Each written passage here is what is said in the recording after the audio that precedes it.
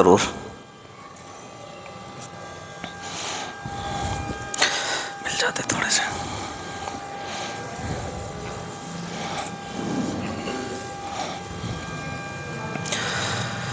نحمدہ ونصلی علی رسولہ الکریم، اما بعد فاعوذ باللہ من الشیطان الرجیم، بسم اللہ الرحمن الرحیم۔ وَلَن تَسْتَطِيعُوا أَن تَعْدِلُوا بَيْنَ النِّسَاءِ وَلَوْ حَرَصْتُمْ فَلَا تَمِيلُوا كُلَّ الْمَيْلِ فَتَذَرُوهَا كَالْمُعَلَّقَةِ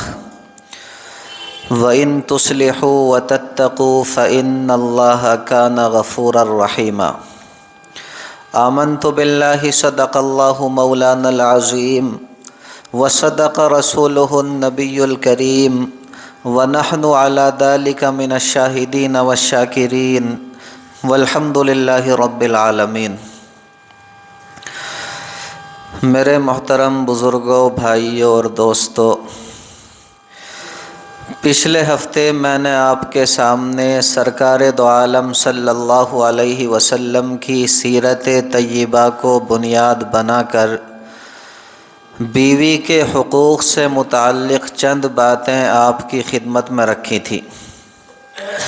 آج بھی دیکھیں اسی عنوان کو سامنے رکھ کر میں اپنے اکابر سے سیکھی گئیں مزید باتیں آپ کی خدمت میں رکھوں گا۔ بس آپ اللہ رب العزت سے دعا فرما دیں کہ صحیح صحیح باتیں میری زبان سے کہلوا دے اور ہم سبھی کے لیے ان باتوں کو کارآمد اور نفع بخش بنا دے۔ دیکھیں، میں نے آپ کے سامنے یہ بات واضح کی تھی کہ قرآن مقدس نے شوہر بیوی کے تعلقات کی چھوٹی چھوٹی جزئیات اور مسائل کو بھی بیان کرنے کا اہتمام کیا ہے۔ میں نے آپ کے سامنے یہ بات واضح کی تھی کہ شوہر بیوی کے درمیان فساد کا پہلا درجہ یا پھر کہیں کہ جھگڑے کا پہلا درجہ یہاں سے شروع ہوتا ہے کہ شوہر کو بیوی کی کوئی بات ناپسند آ گئی۔ تو دیکھیں، قرآن مقدس نے اور احادیث مبارکہ نے ہمیں اس کا حل یہ بتایا کہ اگر بیوی کی ایک بات ناپسند ہوگی تو دوسری پسند بھی ہوگی۔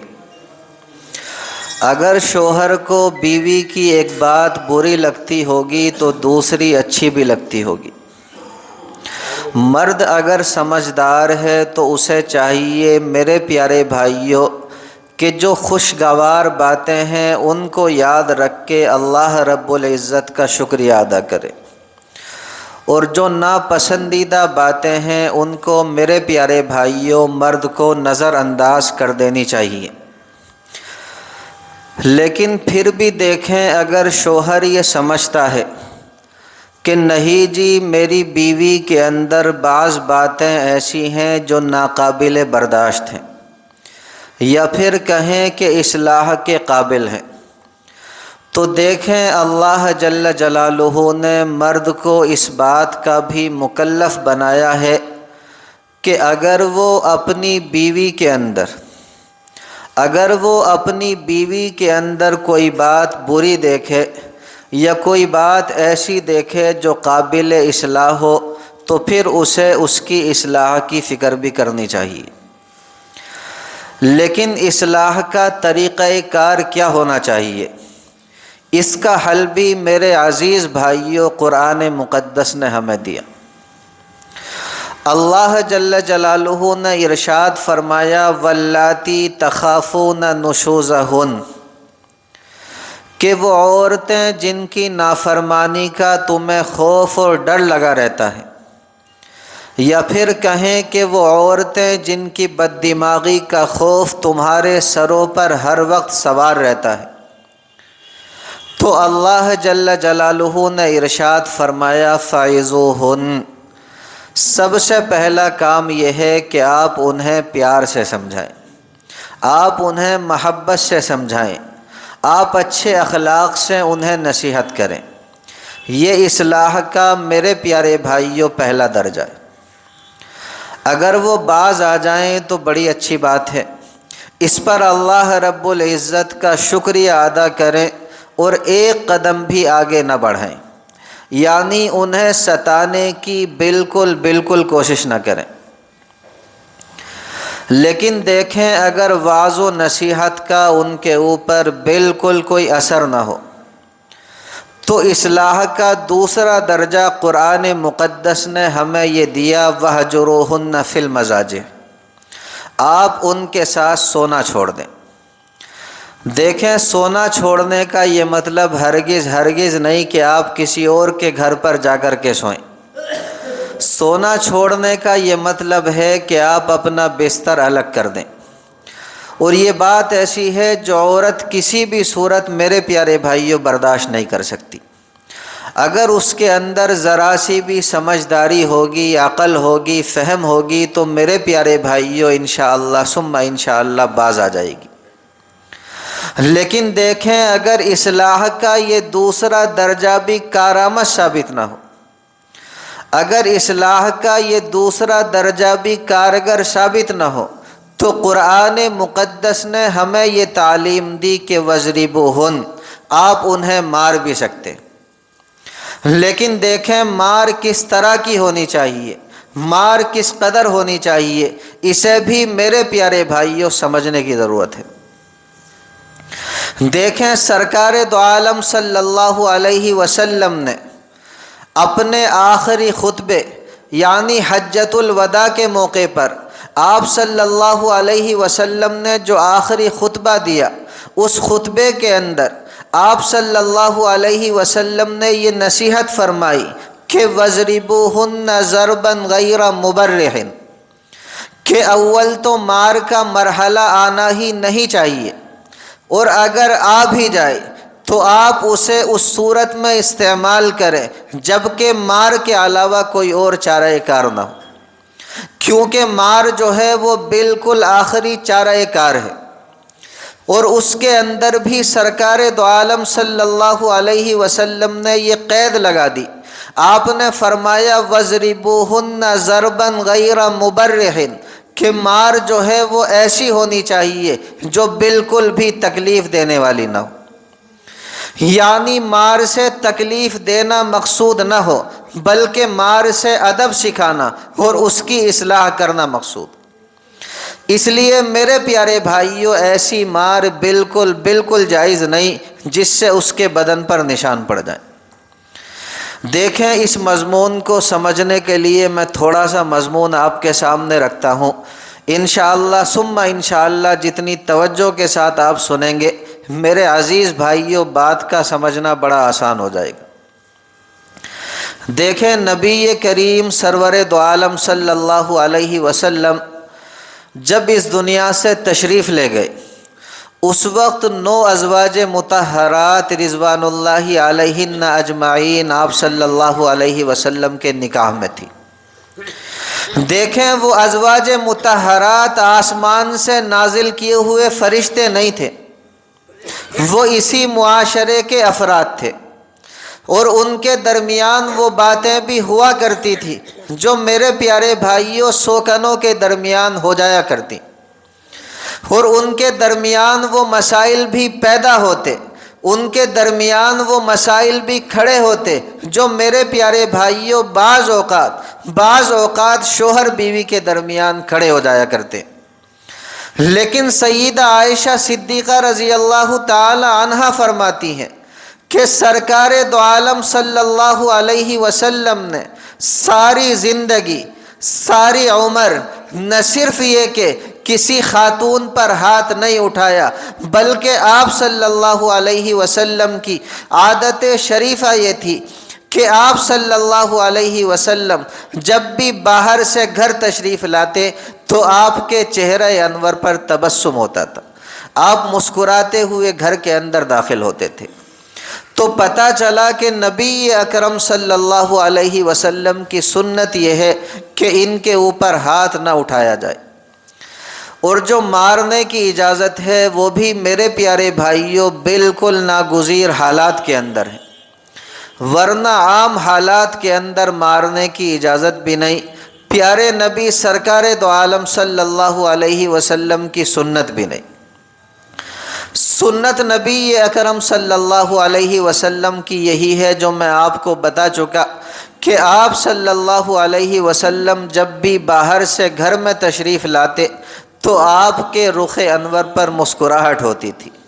اس لیے ہر مرد کو چاہیے کہ باہر چاہے جیسے حالات ہوں لیکن جب بھی اپنے گھر کے اندر داخل ہو تو میرے پیارے بھائیوں مسکراتا ہوا چہرہ لے کر کے داخل ہو۔ اللہ رب العزت عمل کی دولت سے مالا مال فرما دے۔ یہ آگے آ جائیے، تھوڑے سے ایک جگہ کر لیجیے، آ جائیں۔ دیکھیں حضرت مفتی تقی عثمانی دامت برکاتہم العالیہ فرماتے ہیں کہ ایک مرتبہ ہمارے حضرت ڈاکٹر عبدالحی علیہ الرحمہ ہمیں تعلیم دینے کے طور پر فرمانے لگے۔ آپ نے فرمایا کہ بھائی آج میرے نکاح کو 55 سال ہو گئے، لیکن الحمدللہ ثم الحمدللہ اس 55 سالہ عرصے میں میں نے کبھی بھی اپنی بیوی سے لہجہ بدل کر بات نہیں کی۔ دیکھیں آج کے دور میں لوگ پانی پہ تیرنے، اسی طرح ہواؤں میں اڑنے کو کرامت سمجھتے ہیں۔ میرے پیارے بھائیوں، اصل کرامت یہ ہے کہ ایک عورت کے ساتھ 55 سال زندگی کے گزار دیے، اور یہ تعلق ایسا ہوتا ہے جس کے اندر یقیناً ناگواریاں پیدا ہوتی ہیں، یقیناً دقتیں کھڑی ہوتی ہیں، لیکن فرماتے ہیں کہ میں نے اس 55 سالہ عرصے میں کبھی بھی اپنی بیوی سے لہجہ بدل کر بات نہیں کی۔ یہ ہے میرے پیارے بھائیوں کرامت اور بزرگی۔ اور مفتی تقی عثمانی دامت برکاتہم العالیہ فرماتے ہیں کہ اس سے بھی آگے بڑھ کر ہمارے حضرت کی اہلیہ محترمہ یعنی ہماری پیرانی صاحبہ فرمایا کرتی تھی کہ ساری زندگی حضرت نے کبھی مجھ سے یہ بھی نہیں فرمایا کہ بھائی تو مجھے ایک گلاس پانی پلا دے، یعنی اپنی طرف سے کبھی بھی کسی کام کے کرنے کا حکم نہیں دیا۔ یہ ہے میرے پیارے بھائیوں کرامت۔ اور یوں فرمایا کرتی تھی کہ میں اپنے شوق اور اپنے جذبے سے اپنی سعادت سمجھ کر، اپنی خوش نصیبی سمجھ کر ان کے کاموں کا خیال رکھتی اور ان کے کاموں کو کیا کرتی تھی،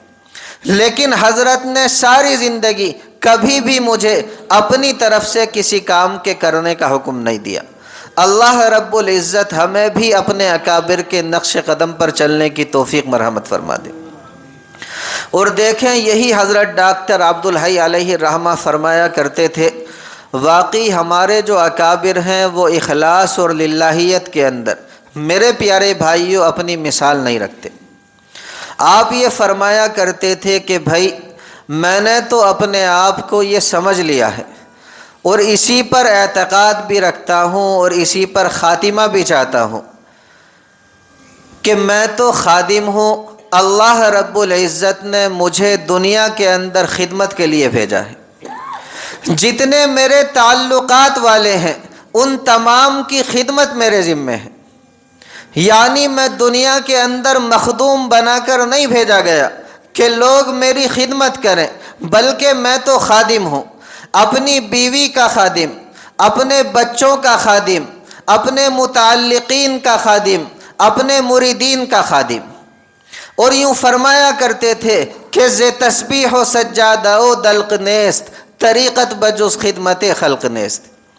اس کا مطلب یہ ہے کہ تصوف حقیقت میں مصلی کا نام نہیں، اسی طرح تسبیحات کا نام نہیں، اسی طرح فقط نمازوں کا نام نہیں۔ تصوف جو ہے وہ صحیح معنوں میں اللہ رب العزت کی مخلوق کی خدمت کا نام۔ اور جب میں نے اپنے آپ کو یہ سمجھ لیا کہ بھائی میں خادم ہوں، تو ایمانداری سے بتائیے کہ خادم کی کہاں یہ مجال ہوتی ہے کہ وہ دوسروں کے اوپر حکم چلا دے، دوسروں سے کسی کام کے کرنے کے لیے کہہ دے۔ اس لیے میرے پیارے بھائیوں ساری زندگی جب بھی حضرت کو کسی کام کی ضرورت پیش آتی تو اپنا کام خود کرتے۔ ہمیں بھی چاہیے کہ انہی طریقہ کار کو اپنانے کی کوشش کریں۔ آج ہم ظاہری چیزوں کے اندر تو نبی اکرم صلی اللہ علیہ وسلم کی سنتوں کا اتباع کر لیتے ہیں، لیکن معاشرت میں، معاملات میں، اسی طرح جو اخلاق ہے ان کے اندر ہم لوگ نبی اکرم صلی اللہ علیہ وسلم کی سنتوں کا اتباع نہیں کرتے۔ اللہ رب العزت سمجھ کی دولت سے مالا مال فرما دے۔ اور دیکھیں یہ جو اتباع سنت ہے، یہ اتباع سنت عجیب چیز ہے، یہ انسان کی دنیا بھی بنا دیتی ہے، یہ انسان کی آخرت بھی بنا دیتی ہے۔ یوں کہہ لیجئے کہ انسان کی زندگی کو مضبوط بنا دیتی ہے، انسان کی زندگی کو خوشگوار بنا دیتی ہے، اور یہ میرے پیارے بھائیوں فقط دعوے سے حاصل نہیں ہوتی۔ تو دیکھیں جو باتیں میں نے آپ کے سامنے رکھی ان کا خلاصہ یہ نکلا کہ قرآن مقدس نے بیوی کی اصلاح کا جو تیسرا درجہ بیان کیا، نبی اکرم صلی اللہ علیہ وسلم نے اپنے عمل سے اس کی تشریح اس طرح فرمائی کہ ساری زندگی نبی اکرم صلی اللہ علیہ وسلم نے کسی خاتون کے اوپر ہاتھ نہیں اٹھایا، اگرچہ کتنی ہی ناگواری اور دقتوں کا سامنا کیوں نہ ہو۔ تو میرے پیارے بھائیوں ہمیں بھی چاہیے انہی سنتوں کو اپنانے کی کوشش کریں۔ دیکھیں ترمذی شریف کے اندر ایک حدیث مبارکہ ہے جس کے راوی ہیں عمرو ابن احوص۔ اس حدیث مبارکہ کے اندر سرکار دو عالم صلی اللہ علیہ وسلم کے اس خطبے کو بیان فرمایا گیا جو نبی اکرم صلی اللہ علیہ وسلم نے اپنے آخری حج یعنی حجۃ الوداع کے موقع پر ارشاد فرمایا، اور اس خطبے کے اندر صراحتاً صاف طور سے آپ صلی اللہ علیہ وسلم نے یہ بھی ارشاد فرما دیا تھا کہ شاید اس سال کے بعد میں تمہیں کبھی نہ دیکھ سکوں۔ مطلب یہ تھا کہ اس سال کے بعد شاید میں اس دنیا کے اندر تشریف فرما نہ رہوں۔ تو دیکھیں اس خطبے کے اندر آپ صلی اللہ علیہ وسلم نے وہ باتیں چن چن کر ارشاد فرمائی جن کے اندر امت کے پھسل جانے، امت کے بہک جانے، اسی طرح امت کے گمراہ ہونے کا اندیشہ تھا، تاکہ قیامت تک کے لیے امت کے سامنے ایک لائحہ عمل، اسی طرح ایک دستور العمل سامنے آ جائے اور گمراہی کے جتنے راستے ہیں وہ سارے کے سارے بند ہو جائیں۔ دیکھیں یہ خطبہ بڑا طویل ہے اور اس کے مختلف حصے مختلف مقامات پر بیان کیے گئے۔ یہ بھی اسی خطبے کا حصہ ہے جس میں نبی اکرم صلی اللہ علیہ وسلم نے مرد و عورت کے آپسی حقوق کو بیان فرمایا، اور خاص طور سے مردوں کو عورتوں کے حقوق پہچاننے اور ان کا خیال رکھنے کی تاکید فرمائی۔ آپ ان حقوق کی اہمیت کا اندازہ میرے پیارے بھائیوں اس بات سے لگا سکتے ہیں کہ نبی اکرم صلی اللہ علیہ وسلم حجۃ الوداع میں ایسے موقع پر ان حقوق کو بیان فرما رہے ہیں جبکہ آپ صلی اللہ علیہ وسلم کے دل میں یہ خیال بھی ہے کہ شاید آئندہ سال میں اس دنیا کے اندر تشریف فرما نہ رہوں۔ تو ہم یہ کہہ سکتے ہیں کہ اس دنیا سے رخصت ہوتے ہوئے آپ صلی اللہ علیہ وسلم نے جن باتوں کو بیان کرنے کے لیے منتخب فرمایا اور جن باتوں کی اہمیت زیادہ محسوس کی کہ ہر حال میں امت کو ان باتوں سے باخبر ہونا چاہیے، ان کے اندر میرے پیارے بھائیوں مرد و عورت کے یہ آپسی حقوق بھی داخل ہیں۔ تو دیکھیں سرکار دو عالم صلی اللہ علیہ وسلم نے ارشاد فرمایا، آپ نے فرمایا استوصوا بالنساء خیرا، کہ میں تمہیں عورتوں کے بارے میں خیر کی اور بھلائی کی وصیت کرتا ہوں۔ آگے دیکھیں کتنا پیارا جملہ ارشاد فرمایا، آپ صلی اللہ علیہ وسلم نے ارشاد فرمایا کہ فَإِنَّمَا هُنَّ عَوَانٍ عِنْدَكُمْ، کیونکہ یہ بیچاری عورتیں، یہ بیچاری خواتین تمہارے پاس، تمہارے گھروں میں آ کر کے مقید اور قید ہو جاتی ہیں۔ اگر میرے پیارے بھائیوں مرد حضرات نبی اکرم صلی اللہ علیہ وسلم کے اس ایک جملے پر بھی غور کر لیں جس کے اندر نبی اکرم صلی اللہ علیہ وسلم نے خواتین کا ایک وصف بیان فرمایا، تو سچی بات یہ ہے کہ مرد حضرات کے دل میں کبھی بھی عورت کے ساتھ بدسلوکی کرنے کا خیال پیدا نہ ہو۔ وہ جملہ یہ ہے کہ یہ ہمارے گھروں کے اندر آ کر کے مقید ہو جاتی ہیں۔ دیکھیں حکیم الامت حضرت مولانا اشرف علی تھانوی علیہ الرحمہ نے بڑی پیاری بات کہی۔ آپ نے فرمایا کہ بھائی آپ جو ہے ایک نادان لڑکی سے سبق سیکھیں، یا پھر کہیں کہ غیر تعلیم یافتہ لڑکی سے سبق لیں، کہ صرف 2 بول پڑھ کر، صرف 2 بول بول کر جب اس کا تعلق ایک مرد سے ہو گیا، ایک نے کہا کہ بھائی میں نے نکاح کیا، دوسرے نے کہا میں نے قبول کیا، تو وہ نادان لڑکی، وہ ناسمجھ لڑکی ان 2 بول کا اتنا بھرم رکھتی ہے، اتنی لاج رکھتی ہے کہ میرے پیارے بھائیوں اپنی ماں کو چھوڑ دیا، اپنے خاندان کو چھوڑ دیا، اپنے پورے کنبے کو چھوڑ دیا، اپنا سب کچھ قربان کر کے صرف اپنے شوہر کی ہو گئی، اس کے گھر میں آ کر کے مقید ہو گئی۔ تو دیکھیں حضرت تھانوی علیہ الرحمہ فرماتے ہیں کہ ایک نادان لڑکی صرف ان 2 بول کا اتنا بھرم رکھتی ہے کہ اپنا سب کچھ چھوڑ کر اپنے شوہر کی ہو جاتی ہے۔ تو ہم نے بھی تو یہ 2 بول پڑھے ہیں، پہلا ہے لا الہ الا اللہ اور دوسرا محمد رسول اللہ۔ تو ہمیں بھی ان 2 بول کی اتنی لاج رکھنی چاہیے، اتنا بھرم رکھنا چاہیے کہ کم سے کم ہم بھی اپنے اسی پروردگار کے ہو جائیں جس کی رضا کی خاطر ہم نے یہ 2 بول پڑھے تھے۔ تو دیکھیں قصہ مختصر میں عرض یہ کرنا چاہتا ہوں کہ نبی اکرم صلی اللہ علیہ وسلم ہمیں یہ تعلیم دے رہے ہیں کہ بھائی یہ خواتین تمہاری خاطر اتنی قربانیاں اٹھاتی ہیں تو کم سے کم ان کی قربانیوں کی قدر کریں۔ اور مان لیجئے اگر خدا نخواستہ میرے پیارے بھائیوں معاملہ اس کے بالکل برخلاف ہوتا، الٹا ہوتا، اور بجائے خواتین کے ہم مردوں سے کہا جاتا کہ بھائی تمہاری شادی تو ہوگی، تمہارا نکاح تو ہوگا، لیکن شرط یہ ہے کہ تمہیں اپنی ماں کو چھوڑنا ہوگا،